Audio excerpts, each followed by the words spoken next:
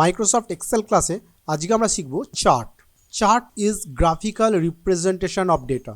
তার মানে যে কোনো ডেটাকে আমরা গ্রাফিক্যালি রিপ্রেজেন্ট করতে পারি, যেটা বেসিক্যালি আমাদের প্রেজেন্টেশন দিতে কাজে লাগে। যেমন আমরা এখানে বেশ কয়েকটা এক্সাম্পল দেখব। আমরা প্রথম যেটা দেখছি এক্সাম স্কোর। ওকে, সো আমরা এখানে দেখতে পাচ্ছি কিছু স্টুডেন্টসের নাম রয়েছে এবং কিছু সাবজেক্টে কিছু নাম্বার তারা পেয়েছে। আমরা এই ডেটাটাকে অ্যাজ এ চার্টে রিপ্রেজেন্ট করতে পারি। ওকে, চার্ট মাইক্রোসফট এক্সেলের ডিফারেন্ট কাইন্ডসের হতে পারে, যেমন area chart, bar chart, column chart, sparkle line, flow chart, graph, line chart, pie chart, point chart etcetera. Okay, আরও বেশ কিছু ধরনের চার্ট এখানে হয়। আমরা এই ডেটাটার এগেনস্টে একটা চার্ট তৈরি করতে চাই, তাহলে আমরা কি করব, ফার্স্ট যে ডেটাটা রয়েছে তাকে আমরা সিলেকশন করব এবং তারপর চলে যাব আমরা ইনসার্ট ট্যাবে। ইনসার্ট ট্যাবে চার্ট গ্রুপ দেখতে পাবো। ওকে, চার্ট গ্রুপের মধ্যে রয়েছে, প্রথমেই রয়েছে রেকমেন্ডেড চার্ট। আমরা যদি এটাতে ক্লিক করি তাহলে মাইক্রোসফট এক্সেল আমাদের এই যে ডেটাটা রয়েছে এই ডেটা সিট ওয়াইজ রেকমেন্ড করে দেবে যে এই ডেটার জন্য এই চার্টগুলি অ্যাপ্রোপ্রিয়েট। ওকে, আমরা এগুলোকে ব্যবহার করতে পারি। আমি এখান থেকে ক্যান্সেল করলাম। এছাড়াও এখানে আমরা দেখতে পাচ্ছি যে এখানে কলম আর বার চার্ট রয়েছে। আমরা এখান থেকে বার চার্টকে সিলেক্ট করতে পারি। Different kinds of bar chart রয়েছে। ওকে, আমরা এখানে লাইন চার্ট সিলেক্ট করতে পারি, পাই চার্ট সিলেক্ট করতে পারি, হিরাচিক্যাল চার্ট আমরা ইউজ করতে পারি। তো এই ধরনের এখানে বিভিন্ন ধরনের চার্ট রয়েছে, স্ট্যাটিস্টিক্যাল চার্ট, বিভিন্ন ধরনের চার্ট রয়েছে। এই সমস্ত চার্টগুলোকে আমরা ব্যবহার করতে পারি। সো এই ডেটার এগেনস্টে আমি সাপোজ এখানে আমরা একটা বার চার্ট নিচ্ছি। ওকে, সো এখানে ফার্স্ট রয়েছে 2D কলম। ওকে, 2 ডাইমেনশনাল, এখানে 3 ডাইমেনশনাল রয়েছে, 2D চার্ট এবং 3D চার্ট হরাইজন্টালি আর ভার্টিক্যালি রয়েছে। তো এখান থেকে যে কোনো চার্ট আমরা সিলেক্ট করতে পারি। সাপোজ আমি এই চার্টটা নিচ্ছি, এটা 3D চার্ট নিলাম।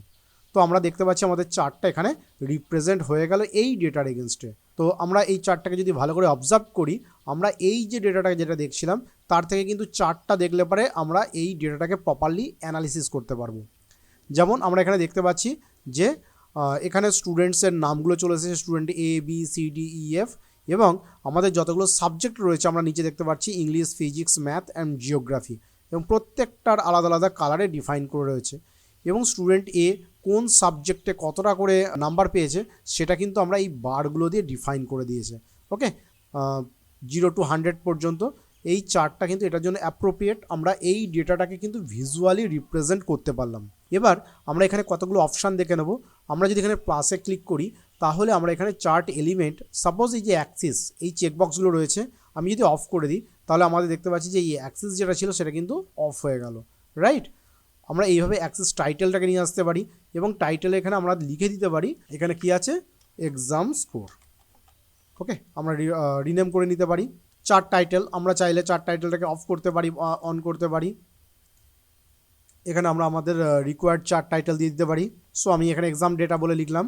এছাড়া ডেটা লেভেল আমরা যদি অন করি তাহলে আমরা দেখতে পাচ্ছি যে প্রত্যেকটা সাবজেক্টের নাম্বার কিন্তু সেই বারের উপরে উপরে চলে এলো। ওকে, সেটা দেখতে আরও সুবিধা হয়। যেমন আমাদের দরকার এখান থেকে আমরা সেইভাবে একটা ডেটাকে অন করব। আমরা যদি কমপ্লিট ডেটা টেবিলটাকে আমরা এই চার্টের মধ্যে নিতে চাই তাহলে কিন্তু আমরা নিয়ে নিতে পারি। Okay, that is the grid line. So ব্যাকগ্রাউন্ডের এই যে দাগগুলো রয়েছে that is the grid line. আমরা যদি অফ করে দিই তাহলে এই গ্রিড লাইনটা থাকবে না। Okay, and that is the legend. আমাদের ইংলিশ, ফিজিক্স, ম্যাথ, জিওগ্রাফি এগুলো এখানে চলে এলো। ওকে, মানে আমাদের সাবজেক্টগুলো এখানে দেখিয়ে দিল। এই চার্টটা এবার আমাদের একটা কমপ্লিট হলো। তাহলে এবার আমরা কি দেখাতে চাই না দেখাতে চাই সেটা আমরা এই চার্ট এলিমেন্ট থেকে ডিফাইন করে দিতে পারি। নেক্সট, এই চার্টের কিছু চেঞ্জেস করতে চাই, সে আমরা এর অ্যাপিয়ারেন্স চেঞ্জ করব, আমরা কালার চেঞ্জ করব, হোয়াট এভার, এখানে বিভিন্ন ধরনের রয়েছে। যে কোনো চেঞ্জেস আমরা এখান থেকে করে দিতে পারি। ওকে, আমরা ম্যানুয়ালি এখান থেকে কালার চেঞ্জ করে নিতে পারি, কালার সিকোয়েন্স চেঞ্জ হয়ে যাবে। তো আমরা চার্টটাকে যেভাবে রিপ্রেজেন্ট করতে চাই সেইভাবে আমরা এখানে রিপ্রেজেন্ট করব। Okay, so that is a style. এবং তারপরে রয়েছে ফিল্টার। আমরা ফিল্টার থেকে সাপোজ আমরা চাইছি যে আমরা ইংলিশ সাবজেক্টকে দেখাবো না, তো আমরা সিম্পলি ইংলিশটাকে অফ করে দিলাম।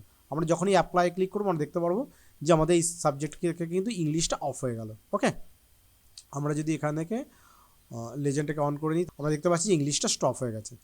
তো এইভাবে আমরা চার্টে যে কোনো ডেটাকে দেখাতে বা স্টপ করতে পারি। ওকে, আবার ইংলিশটা চলে এলো, কালারটা দেখতে পাচ্ছি, প্রথম কালারটাই ছিল ইংলিশ। এবার আমরা যদি চাইছি যে স্টুডেন্ট এফকে আমরা দেখাবো না, তো সিম্পল আমরা স্টুডেন্ট এফকে অফ করে দিলাম। ওকে, স্টুডেন্ট এফের ডেটাটা স্টপ হয়ে গেল, দেখাচ্ছে না। আবার আমরা স্টুডেন্ট ডেটাকে আমরা অন করতে পারি, সো আবার স্টুডেন্ট এফের ডেটা চলে এলো। তো এইভাবে আমরা ফিল্টার থেকে যে কোনো ডেটাকে অফ বা অন করতে পারি।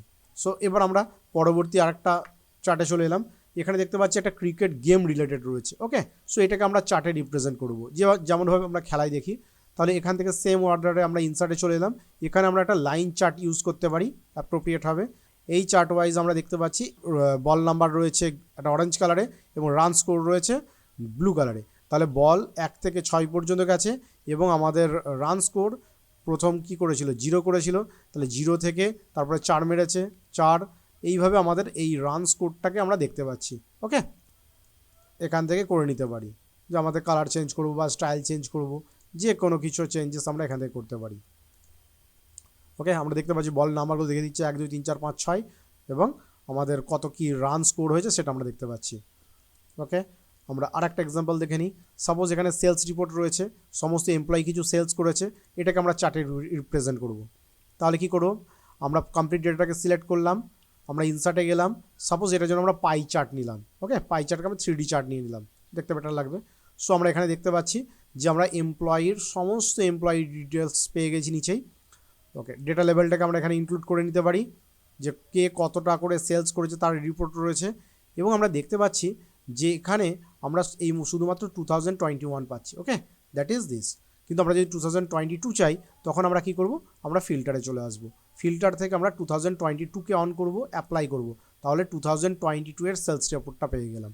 আবার 2023 যদি আমরা রিপোর্ট চাই তাহলে সেই রেকর্ডটা আমরা এখানে পেয়ে গেলাম। ওকে, এবং এর আন্ডারে গেলে পরে টপ রাইট কোথায় দেখতে চাই সেটা আমরা ডিফাইন করে দিতে পারি। Okay, so this is the chart.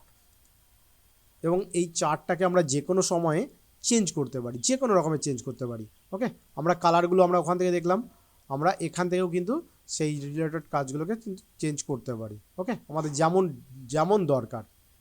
ওকে, আমরা যদি কখনো সময় মনে হচ্ছে না এটাকে আমরা পাই চার্টে রাখবো, অন্য চার্টে যাব, তাহলে আমরা ডিজাইনের আন্ডারে চার্ট টাইপসে চলে যাব এবং এখান থেকে আমরা সমস্ত ধরনের চার্ট পাবো। যে কোনো চার্টকে আমি সিলেক্ট করে এটাকে কিন্তু আমরা কনভার্ট করে নিতে পারি। ঠিক আছে, যে কোনো রকমের চার্ট যেটা আমাদের কাছে সুইটেবল বলে মনে হবে সেই চার্টটাকে আমরা এখানে ডিফাইন করে দেব। ওকে, এখানে আমরা সমস্ত রকমের এক্সেলে যত রকমের চার্ট সাপোর্ট করে সমস্ত রকমের চার্ট কিন্তু আমরা দেখতে পাচ্ছি। তাহলে বোঝা গেল চার্ট জিনিসটা কি এবং আমরা এটাকে কীভাবে ব্যবহার করতে পারি। So this is all about chart.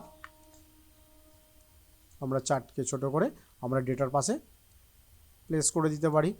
তাহলে এই ডেটাটাকে আমরা যখনই দেখব তাহলে এই ডেটার সঙ্গে সঙ্গে কিন্তু আমরা এই চার্টটাও সঙ্গে সঙ্গে দেখে নিতে পারবো। প্রত্যেকটা ডেটার এগেনস্টেই কিন্তু এটা অ্যাপ্লিকেবল। ওকে, চার্টকে আমরা ছোট করে দিয়ে আমরা ডেটার পাশে বা ডেটার নিচে আমরা এখানে প্লেস করে দিলাম। ওকে, এই চার্ট ঠিক এই অর্ডারেই চেঞ্জেস হয়ে যাবে। কমপ্লিট।